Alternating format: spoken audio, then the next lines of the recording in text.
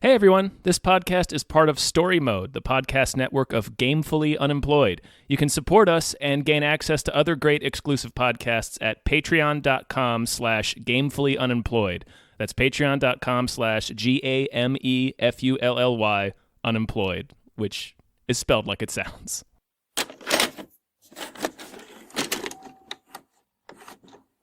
You notice that, you know what?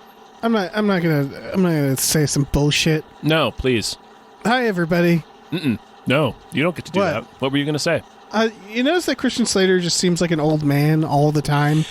This had better stay in, but this is something I wanted to talk about, and I'm glad you pointed that out. Yeah. Well, let's circle back to it. My name is David Bell. My name is Tom Ryman. And we just watched Gleaming the Cube. Gleaming the Cube. Oh, yeah! Oh, yeah! I mean, it's ridiculous to think that there's going to be anything in 30 years. I don't know what's worse, you know? Being blown up in a nuclear war or having a 7-Eleven on every corner. You want it to be just like you? I think maybe if I had your haircut, I could sell more policies. Or maybe if I had your mouth, I could close a deal every day. Give him a break. Giving them too many. They love you, you know? Yeah, they don't know what to think of me. Maybe I am as bad as they say. Who says? Everyone. You're different. They're living under this illusion that life as we know it is going to continue forever. Crime thriller! Shredding some nar asphalt, doing some Sorry. kick flips and ollies and fucking thrashing.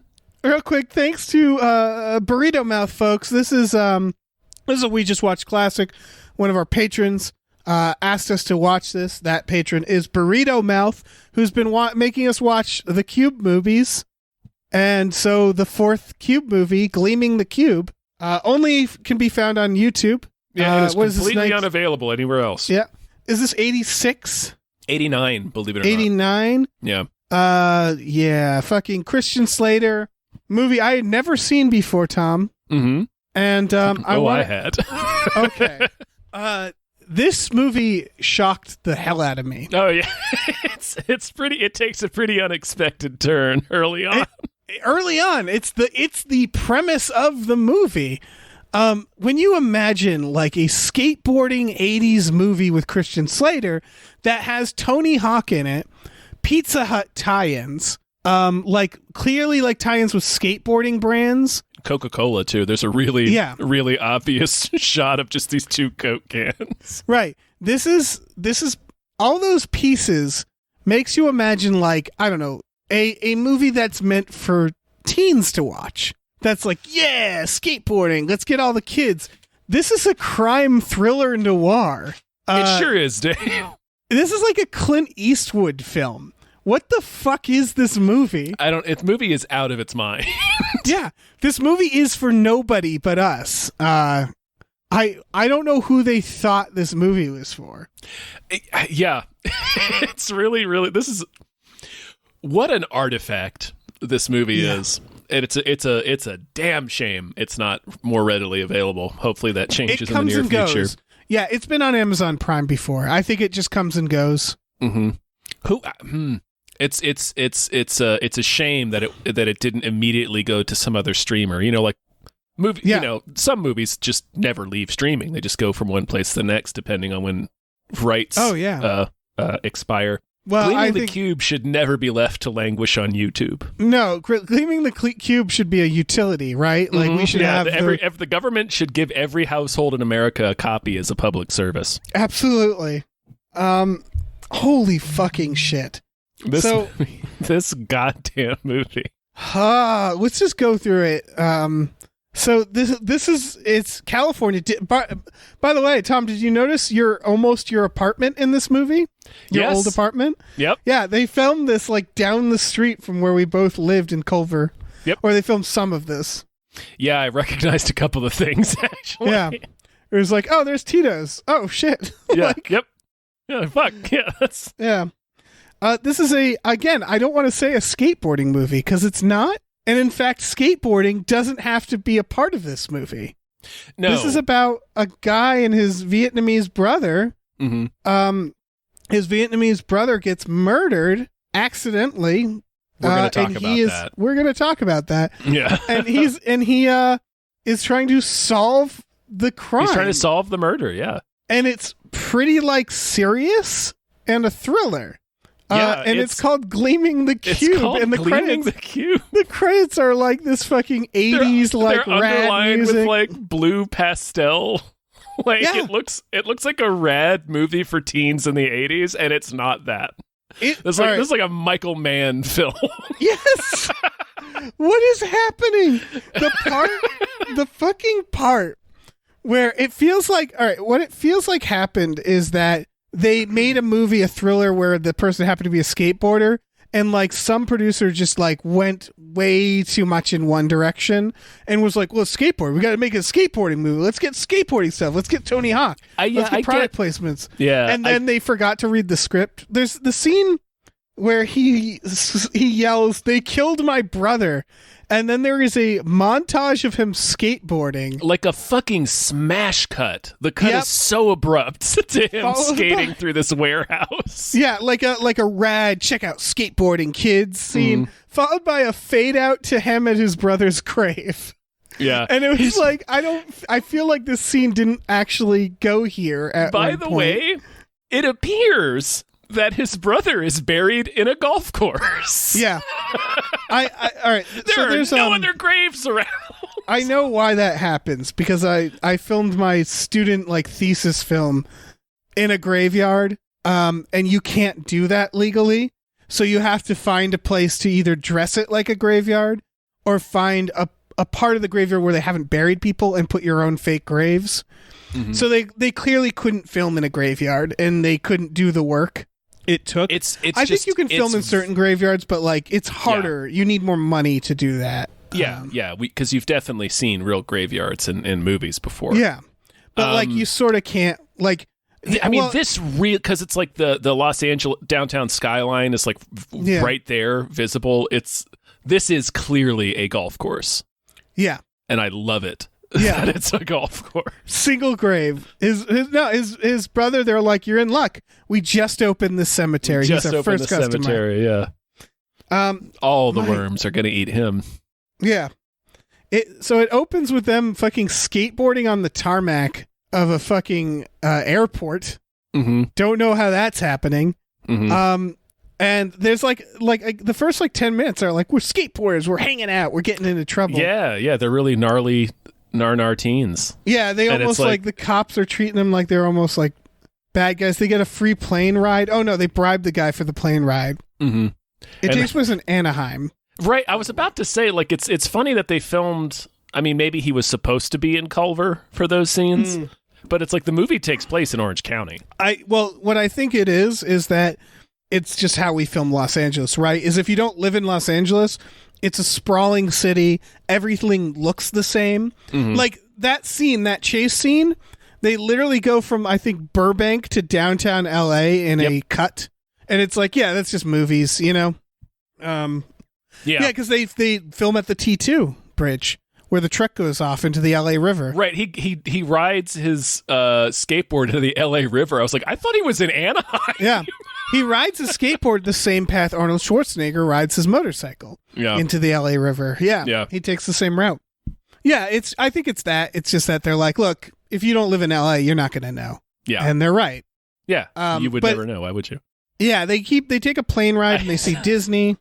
I do. Oh, real quick. Disneyland makes a couple of fun appearances in this film. One is in that scene.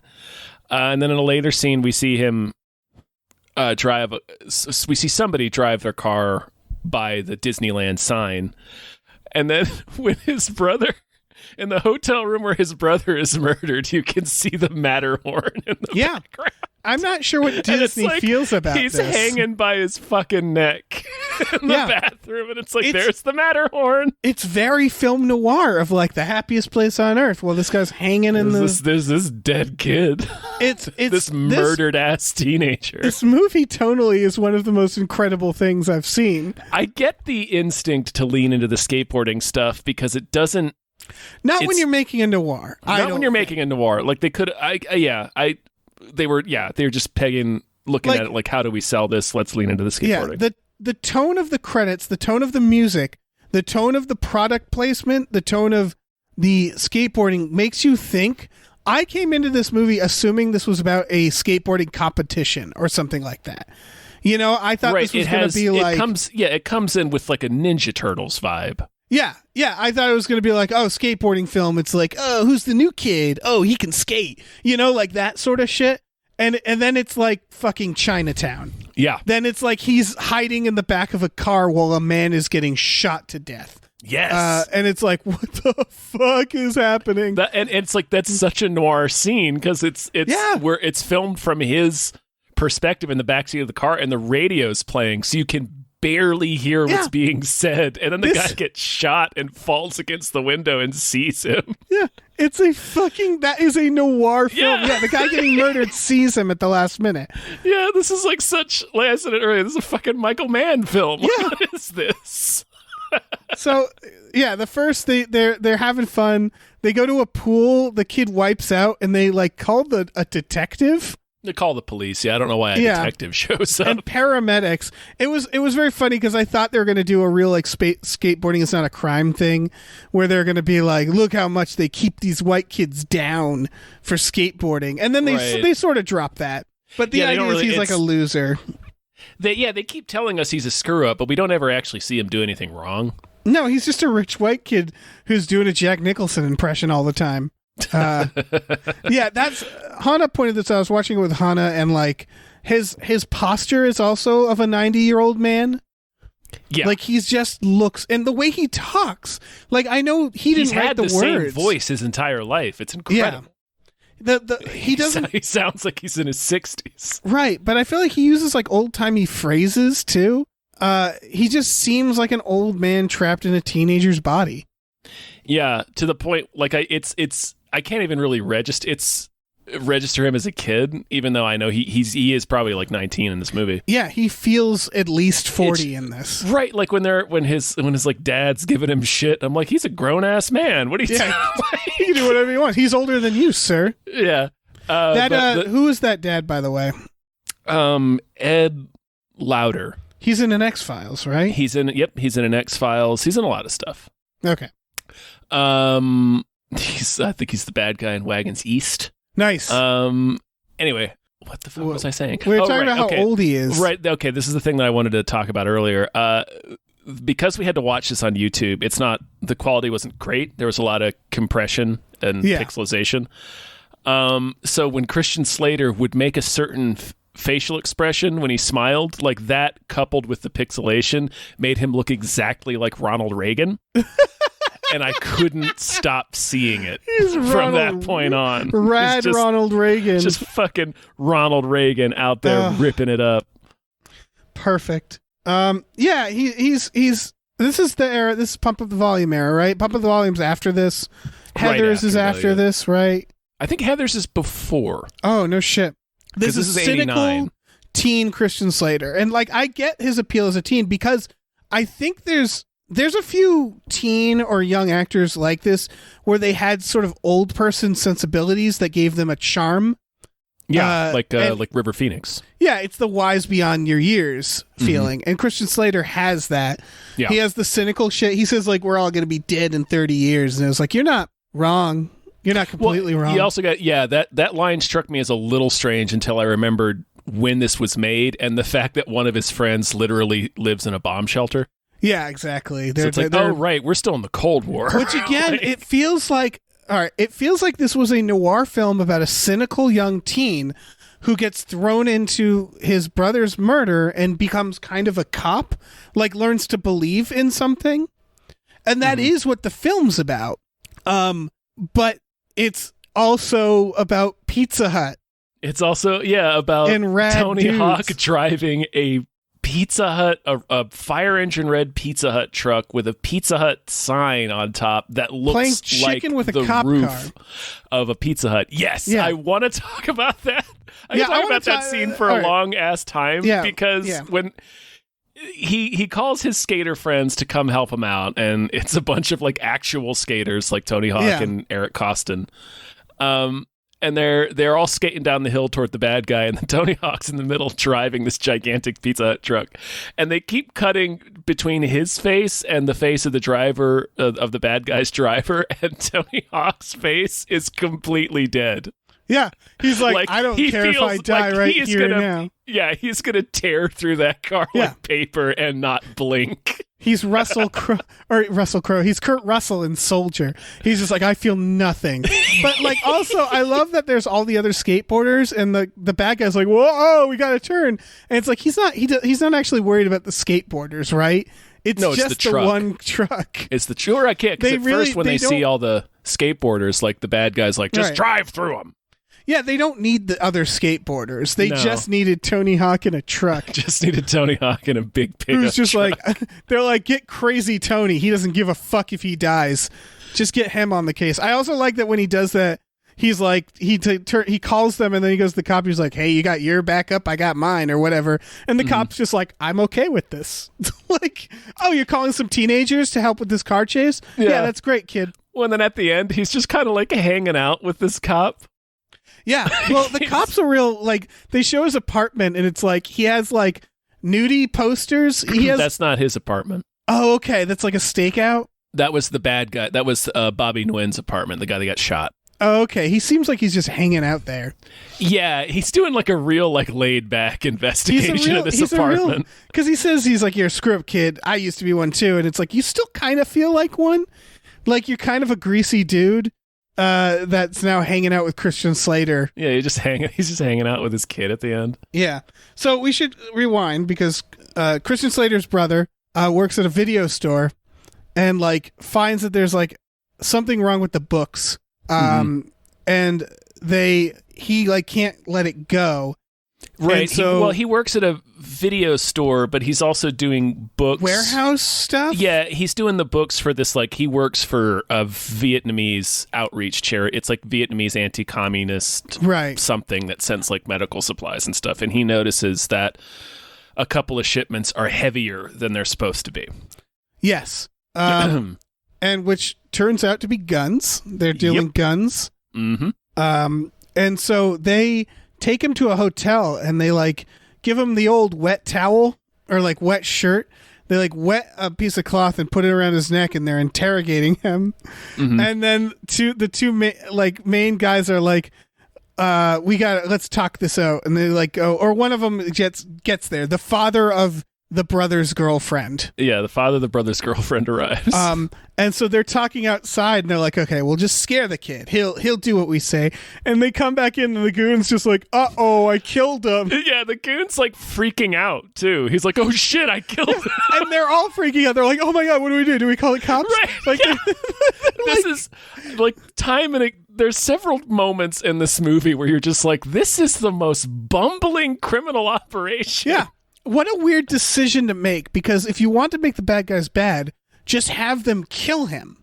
But they make it an accident while they're interrogating him, and then they're like, oh, geez, that's not good. And it's like, yeah, that sucks for you guys, I guess.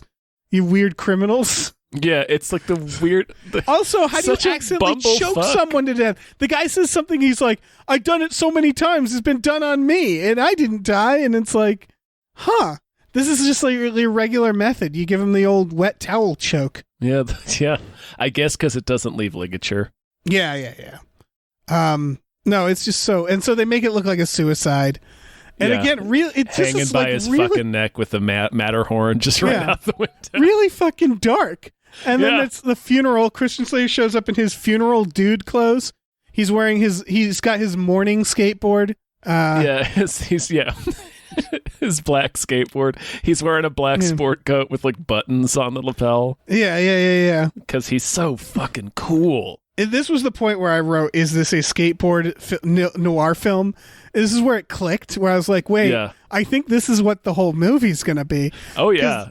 Then he's just like, my brother was murdered, and he starts investigating. And that leads him to be followed by the guy who accidentally killed his brother. Mm-hmm. He he goes to this movie real quick. This insane coincidence that happens, right? Yeah. He goes to like, I think it's called like Today Center or something. It's like it's like the Vietnamese area of town, apparently. Right. And he's just walking around, just showing this piece of paper to random people that he found in his brother's notepad. Yeah, what does this say? Yeah, what does this say? And of course, it turns out to be important. It's like it's the figures that show that the container is too heavy. Right. And he just he eventually walks into like this divey pool hall and just shows 3 dudes this piece of paper, and they read it for him, and they're like, yeah, it's drugs. Yeah, and one of the dudes is the guy who killed his brother. One of the dudes is A, the guy who killed his brother, and B, the only person in the pool hall dressed like a gangster. Yes. Don't show the paper to that guy. But, like, what are the odds? You're like Reddit, what are the odds? But also, like, there's one dude in here who looks like a fucking gangster. Right. So he follows... Maybe that guy. Yeah, he follows Christian Slater. He uses skateboarding to evade. There are a lot. This movie really gets into the many uses of skateboards. Does it? There's a part I want to get to later where he sneak skateboards. Mm-hmm. And then something amazing happens, and I just want to wait to get to it. Sure. Because it's my favorite part of the movie. But he hides in this guy's car, and he drives to like the Orange Groves to meet his boss. Which, if your boss is like, come meet us in the Orange Groves to talk about your performance, somebody's going to get murdered. Yeah, and it's going to be you. Yeah. Because he's the one who fucked up and killed the kid, the brother. Yes. And so he takes out a gun on his bosses and says, because I wrote it down, don't give me a jerk-off hand job. Yep. Yeah. Because they're saying, like, he's like, I want to get out of town. And they're like, first, you got to tell us what happened. Or first, you got... And so it's like he knows he's going to get murdered. And then he does. And Christian Slater's in the car, watches it all go down, goes to the cops. The cops, like, don't believe him. It's really weird. Yeah. They're like real, like, we supposed to believe this? And it's like, what? At one point, he says, why would I make this up? And I was like, that's an excellent question. And again, it's like the weird greasy cop. Then we get the he killed my brother skateboarding scene in a warehouse. Mm-hmm. Really, like, again, the skateboarding. So he needs to solve the case. Mm-hmm. So he starts like hanging out with his brother's ex-girlfriend. I want to talk about something here. Okay. The movie feels vaguely racist in some spots. Sure does, Tom. Like, because his brother has like they share a room, but his brother is just like surrounded in like stereotypical like quote unquote Asian things and is very neat. He's very good. He's very good at math. Like the only people he hangs out with are other Vietnamese people. He's been in America for 11 years. Even though he's been adopted by this American family, right? And he's lived there for over a decade. Kind. Yeah, it was really. Here's what this is. And then one last thing I want to talk about is his funeral. It's he had. Yeah. I don't know how else to describe it other than. They just have him have like a quote unquote Asian funeral. It's really, it's like, wait, is he? He doesn't really. His roots are America. Yeah, like those are his roots. That's where he's from. Why would he be obsessed with this and only hanging out with Vietnamese people, and working at a Vietnamese place? Was raised by an American family. Mm-hmm. It's very strange. Like, it's fine to be okay with you, like, to want to explore your roots, but that's such a weird thing. Right, but it's the only identity the movie gives him. Here's what it feels to me, and I'll call this the Gran Torino effect, is that when a movie wants a white guy to beat up minorities, don't they usually, like, give him, like one person of that group that they like or are protecting, or, like, I watched, it's that system. It's like, but I'm protecting other people of that same group, therefore it's not racist. And it's like, it still kind of feels racist. He doesn't ever beat anybody up though. Like he rides he leaps his skateboard into the face of the white bad guy. He sure does, and they have a white bad guy. That was just what I first assumed. You're right though. The film ultimately doesn't do that, but it just feels like that because of what you're saying. That he's. That character is the extent of his character is I'm Vietnamese. I'm Vietnamese. That's it. Like he might as well be like wearing the Vietnamese flag and stuff like that on him at all times. And that's very weird for a character who the only other thing we know about him is that he's American. Yeah. Like he was raised in America with like a skateboarding. They do this whole thing where he stops and watches his dad's watching home videos, and it becomes like a family drama too. Mm-hmm. And it's just like, again, noir crime thriller drama that also is a skateboarding film. That is madness. Like his dad literally says to him, "We thought Vin, who is his dead brother, was so special because we chose him. Yeah, and I never thought about how that might have made you feel." And it's like, Jesus Christ, Gleaming the Cube. Yeah, there's like this emotional scene where because what happens is he starts hanging out with the brother's girlfriend to get to the answers. He's like using her. And she's like, I don't date, my dad doesn't like me to date white guys, especially people who look like you, because he's all like a skateboarder dude. Americans is what she said. Oh, okay, Americans. Yeah. And so he goes and he gets his suit out and he combs his hair. And there's a sequence where he just dresses nice.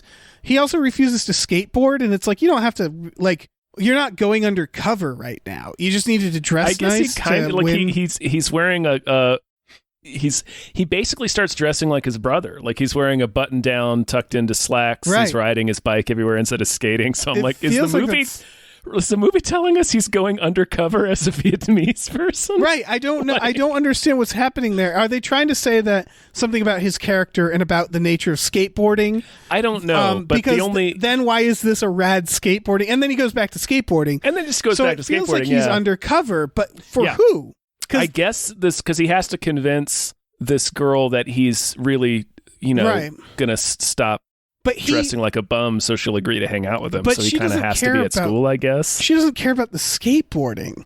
Like he stopped skateboarding for a while. There's a scene where he's riding his bike on the pier and his friends, and I love this scene because his friends are all weird and aggressive and they're like, "Hey, what's up, man? What's going on?" And they stop him and they're like, "Yo, we really care about you."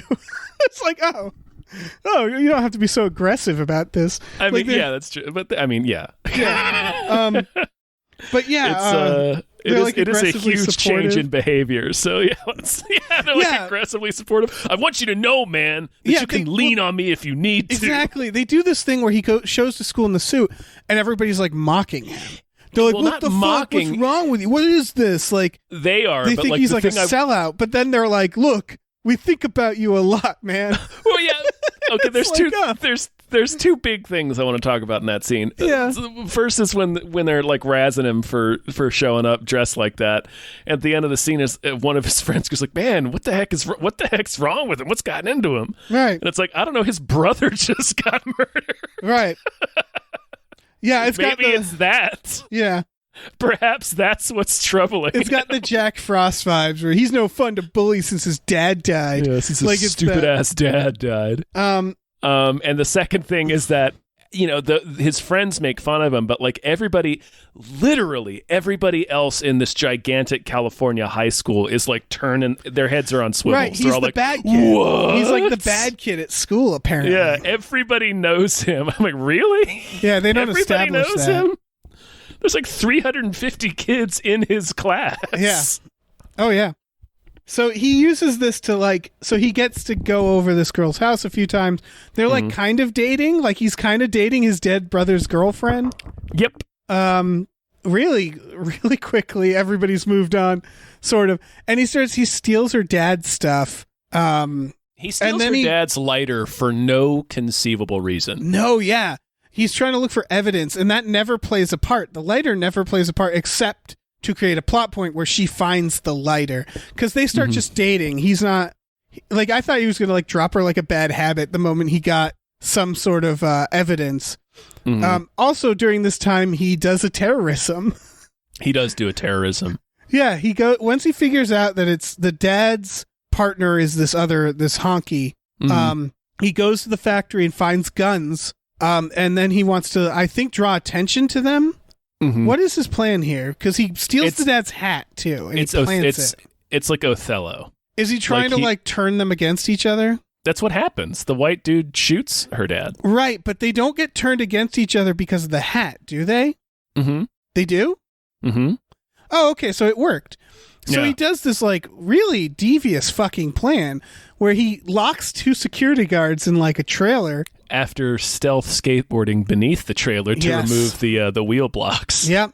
And then he blows up part of the factory using the gas tank that's there. The greatest part of this movie is when he puts this can of gasoline on his skateboard, lights a fuse for it, and just wheels it over to this tank of propane that's just on the other end. He's just on the other end of the parking lot from it. Yeah. He's maybe 30 feet away. At this point, it's like this movie's gone so off the rails. Like, it's unbelievable. He picks up a wooden pallet and just holds it in front of him. Yeah. And I was like, you need to get farther away than that, man. If the pallet's going to help, then it's not that big of an explosion. Yeah, but this whole ass propane tank. And then the cop later's like, "Did you do a terrorism? You can tell me." Because again, he's a white kid. Like, he's a white suburban kid. So they're just like, "Look, if you did a terrorism, you can tell us now. Yeah. It's all right." I think you did that terrorism. Yeah. But holy shit, this has escalated beyond anything I thought it was going to at this point. Yeah. And so then the girlfriend finds the lighter. The lighter. She confronts her dad. So now that angle's happening. There's a lot of family stuff. He gets attacked by fucking motherfuckers on motorcycles. On motorcycles. Has to skate over a cop car. It's pretty rad. It is pretty sweet. Yeah. He gets arrested. Gets out. There's some like cool stunts in this movie. No, this has a budget. This has an action budget. Yeah. All right. We're nearing the part that I really want to talk about, though. Okay. It's because he gets out, and then this is where shit starts going down. So the dad and his partner start arguing. We see Christian Slater stealth skate to the house, and he's watching in the yard. Yeah. And the dad, the bad guy, the honky, grabs his daughter and puts her at gunpoint. As soon as she walks in the room. Because he's basically like, my daughter knows that I did it. Are we going to shoot her too? And he's just like, yes, we are. We're going to shoot everyone. Yeah. It's a real Alan Alda at the end of Murder at 1600. Well, in his defense, there's no cops involved. So he's just like, I think he thinks he can maybe like murder-suicide this scene, you know? Mm-hmm. Yeah, kill the daughter, kill him.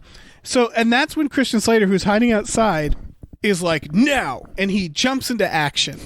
And what he does, Tom, what he does is he skateboards across the yard, does a cool jump, smashes... With a sick-ass grab. Don't forget the grab. With the grab. And you think like, oh, this is a hero moment. He smashes through the window, and I believe is knocked unconscious by that act. Yep. Because he doesn't get back up. He doesn't get up, and the bad guy runs through the shattered glass. No, the bad guy shoots the dad. Yep. And kills him, runs through the shattered glass like, oh, thanks for that exit, and leaves. It's not played for comedy. No, but it is just the scene from the Crab People episode of South Park when Mr. Slave comes swinging in with machine guns. That's exactly what it is. He smashes through the window, and he's just he's on the ground, motionless. It's a huge problem. He is immediately rendered unconscious by his own plan, and again, not played for laughs. I don't know. I don't know why this is in the movie. I don't know what his plan was. Well, I don't know why he thought that was going to work. I guess it was like the only thing he could think of to do, but it's like, and this movie, because it is like a noir, it is like kind of dedicated to being realistic about a man leaping through a pane of glass.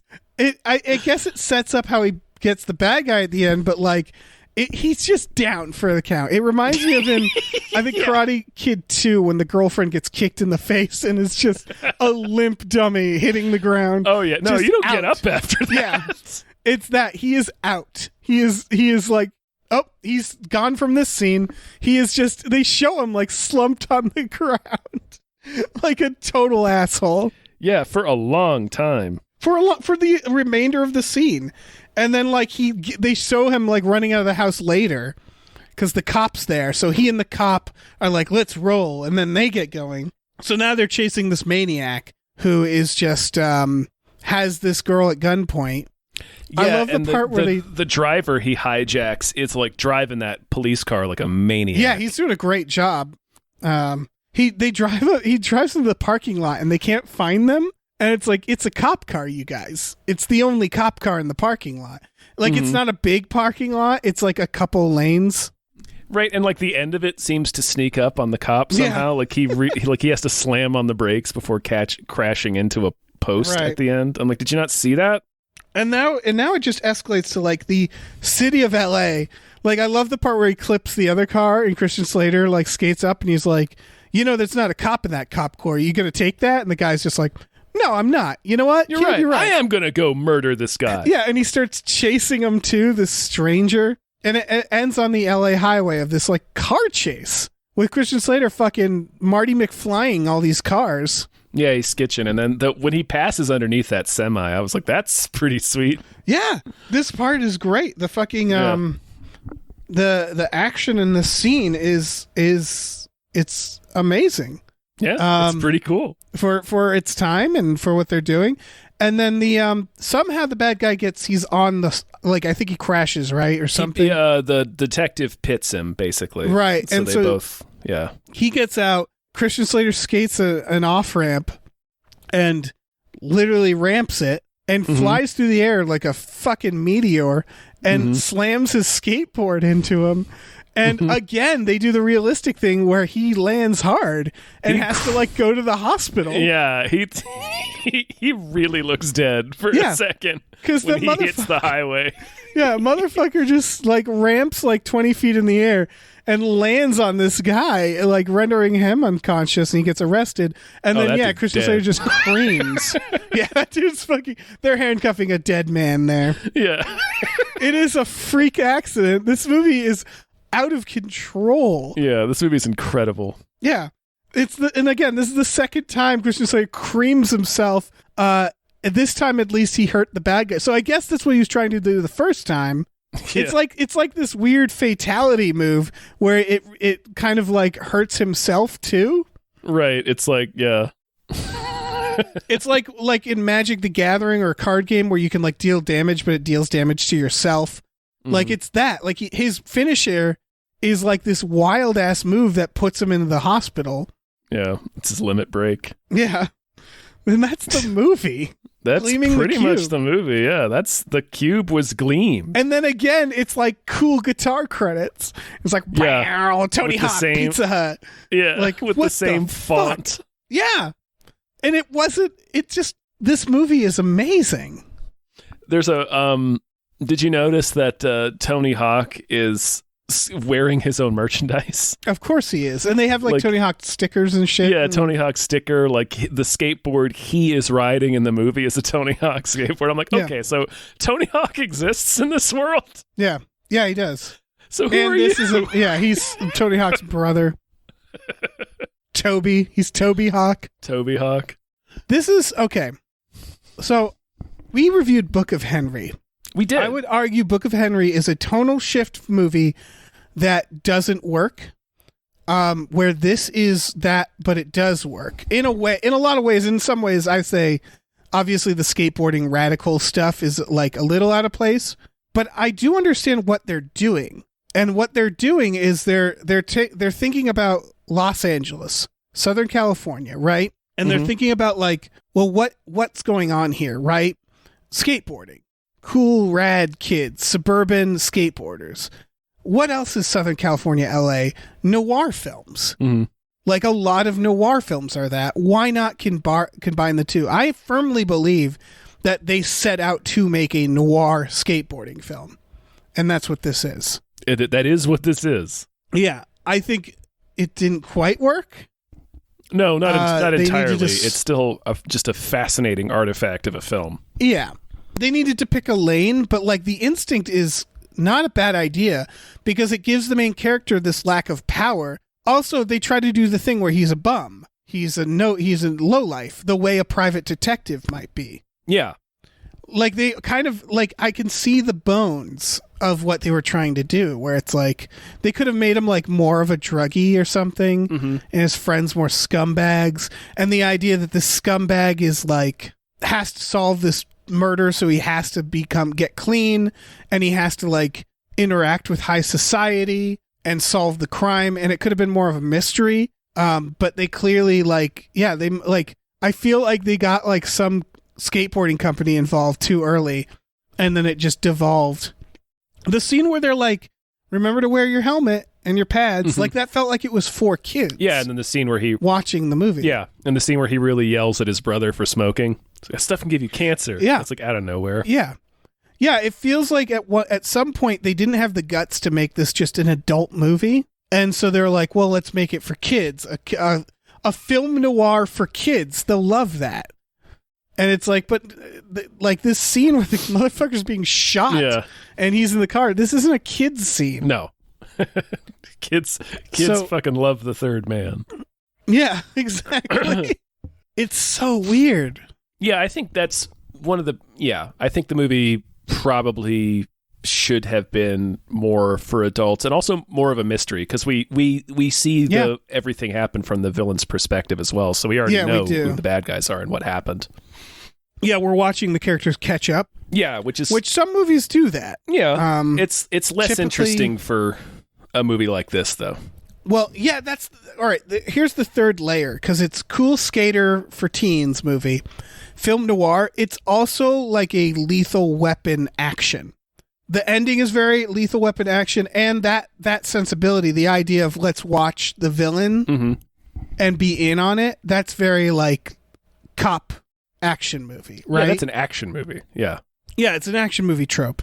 So they merged 3 tropes together, 3 genres.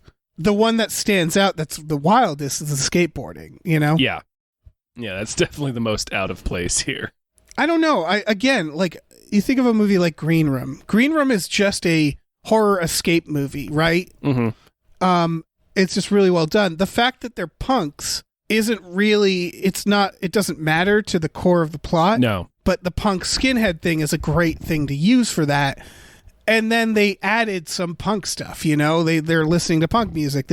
They captured the punk scene. Mm-hmm. So I can see making a movie where if it's the main characters are skateboarders, wanting to make it feel like they're actually skateboarders. You know, the music in this movie is similar. Yeah, and what does he have? It isn't Crass on the back of his jacket. No, it's not Crass, but they have like skate punk stuff. I couldn't really see well because of the fucking YouTube. Mm-hmm. So like I get that, but then you don't make the movie intending to be for kids either. Like I don't know. This is a bizarre movie. Yeah, this is nothing like what I thought it was going to be. I didn't think I'd actually be invested in the tension of scenes. Mm-hmm. Not all the scenes, and then you saw Tony Hawk driving a pizza truck. Exactly. With dead-eyed determination. You can't have that Orange Grove scene in the same movie that Christian Slater rockets through a window and is immediately just paralyzed after it. Yeah. Like he really hurts himself. Amazing. What a fucking movie. It's incredible. I have nothing more to say except that I love this movie. Same, yeah, it's great. Not for like the reasons that they wanted it to be loved. It's just such a fascinating disaster, and I would say it's not boring either. It's not. Oh, hell no. Book of Henry, I don't want to watch again. No, Book of Henry is boring and unremarkable beyond just how out of its goddamn mind it is. This movie is fun to watch. Exactly. This has got like the Miami Connection vibes, where it's like I also just enjoy watching this. Yeah. Yeah. That's it. That's all I got. All right. Well, thank you to Burrito Mouth. Yeah. I know you were just doing a bit with cubes. By the way, originally we were supposed to watch Jim Henson's The Cube. You can't find that anywhere. Unfortunately, Burrito Mouth, if you can get us a copy, or like if someone can point us to a place where we can watch Jim Henson's experimental hour-long film, The Cube, do it. But look forward to more Cube movies that we're going to be reviewing. Pretty hard to find. Yeah. At the moment. Yeah. But that sounds fucking wild too. So yeah, this was done through our Patreon. And if you're interested, you can go to patreon.com/gamefullyunemployed. Along with the tier that does this, we have exclusive podcasts.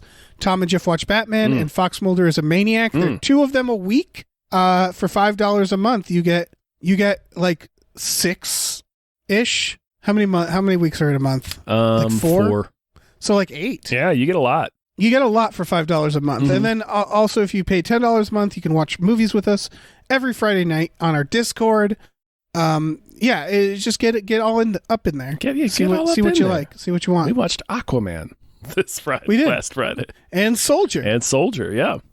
We also have a store, tpublic.com/stores/GameThingUnemployed, where you can get t-shirts, masks, mugs, stickers, posters, all kinds of things. Check that out. Check it out. Check it out. Yeah. Let's go. Let's gleam on out of here. Let's go through the window of the exit of this and slump on the ground like a dying slug. Just be bleeding and unconscious on this man's expensive carpet. There's also something, a level of like, it's more undignified if you have frosted tips too, right? Oh yeah, if you're dressed like the coolest kid in school. Yeah, and you're just like wiped out on this office rug. Crash through that window like Super Dave. Yeah, and it's amazing. What a fucking asshole. Immediately shout for somebody to call an ambulance. This so wrong. This went so wrong. It was a lot cooler when I mapped it out in my mind. I was going to bounce off that desk and whip my skateboard around and hit the bad guy in his face. And I was going to say something cool. Oh, no, I just need help. Like bones sticking out of his skin. Yeah. Slams his head on the desk. Never gets up again. Just never wakes up. Yep, just slow pool foreman. Imagine if that's how he exited from the movie. He just slammed through that, hit his head on the desk. Everybody looked down for a second. The movie continued, and the cop took over the movie. Yeah, and it was and then at the very end, it's just 2 graves in that graveyard. 2 graves in the golf course.